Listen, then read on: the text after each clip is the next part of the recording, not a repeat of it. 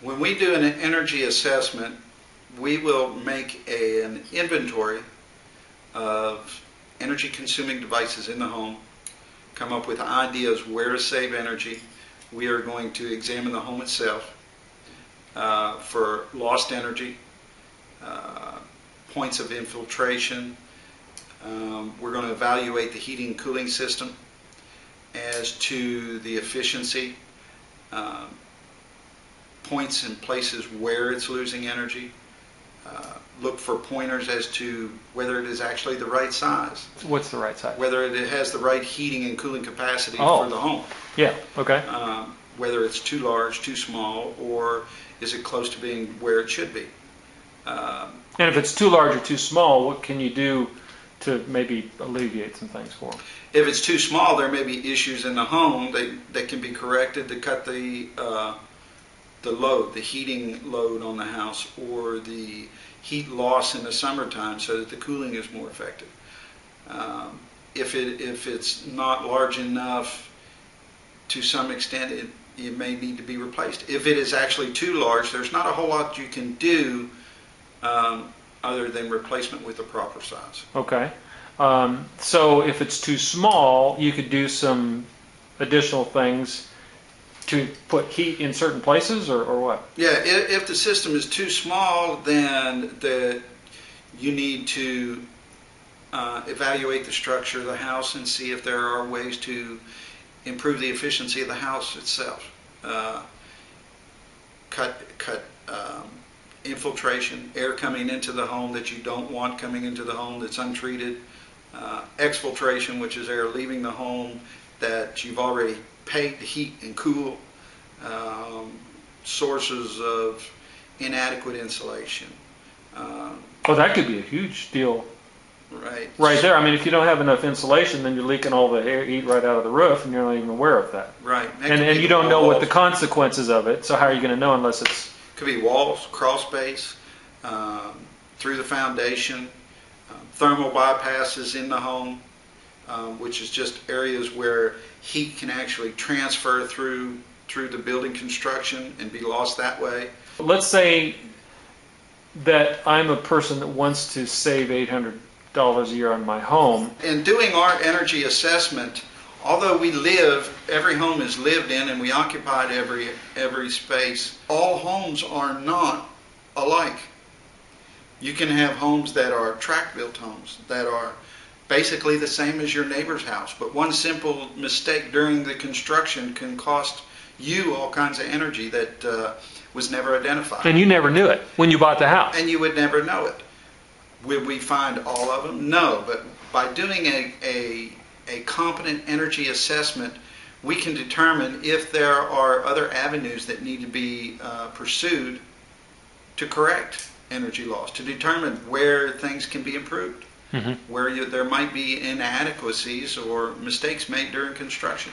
And that can happen a lot of times. Just a simple placement of a couple of framing members can greatly increase the energy loss in a home. Okay, so let's say you have one of your men come out and do an assessment to figure out how to reduce the cost. I mean, are you guaranteeing that it's a savings of $800, or is that what an average, or what? The savings up to $800 a year is based on a Department of Energy survey on the average energy cost wasted in residential homes at this point. And doing an energy assessment is one avenue to determine where those possible losses might be and how you can improve the home to save up to $800 or even more. I have seen homes that have used $800 in 1 month in heating, and half of that was wasted, let alone what it would amount to over the entire year.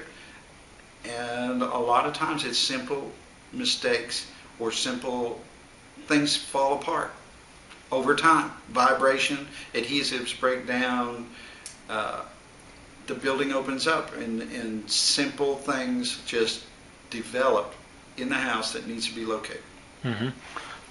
Now, when a person comes out, are they going to give the person a report, like a written report, so they can have an idea where savings are or what's going on there? When we come out and do our energy assessment, you will be given a complete report, an evaluation of your home. You will have it in your hands to actually hold with the results, what we found, what recommendations we would make, and ways for you to improve the energy efficiency of your home. Butch, are there other facts that can be pointed out in an energy assessment that would be a benefit to me? Definitely. A lot of times benefits from an energy assessment increase the comfort in the home. How the home performs overall. There's a lot of energy losses that actually have health effects on us in the home that are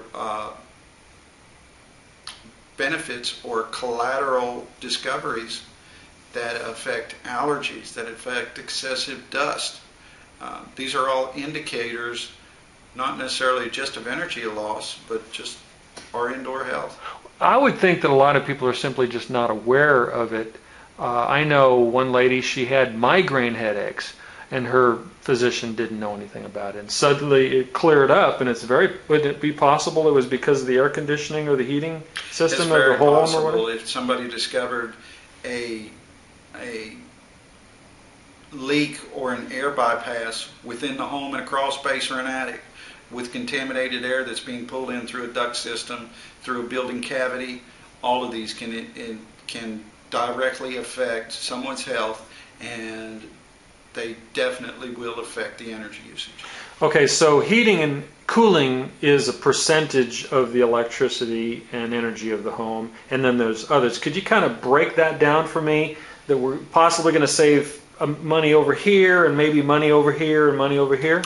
Yeah, heating and cooling takes up to 80% of the energy that you use in the home is spent on heating and cooling. After that, maybe 10 or 12% is spent on water heating.